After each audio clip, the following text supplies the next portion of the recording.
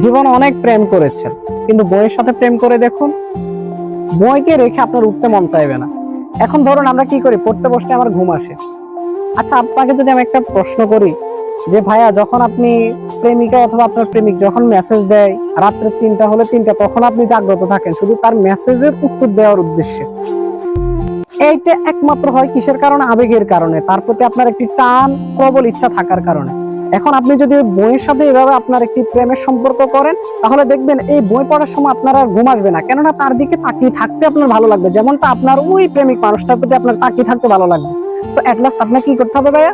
বইয়ের সাথে আপনাকে প্রেম করতে হবে, বইয়ের সাথে সখ্যতা গড়ে তুলতে হবে। যখন বইয়ের সাথে প্রেম করবেন আর সখ্যতা গড়ে তুলবেন, তখন আপনার জীবনটা হবে সফল। তখন আপনি পড়তে বসলে আর ঘুম আসবে না, আপনার ভিতরে আর ঘুম কাজ করবে না, অলসতা কাজ করবে না, কারণ আপনি বইয়ের প্রেমেই পড়ে গিয়েছেন। সো আপনাকে বইয়ের সাথে প্রেম করতে হবে এবং বই থেকে আপনাকে জ্ঞান অর্জন করতে হবে। তাহলে এটাই মাথার মধ্যে রাখবেন, পড়ালেখায় মন বসানোর এই একটা টিপস, সেটি হলো বইয়ের সাথে প্রেম করা আর বইয়ের সাথে তীব্র ইচ্ছা, বইয়ের সাথে মনের ভাব প্রকাশ করা।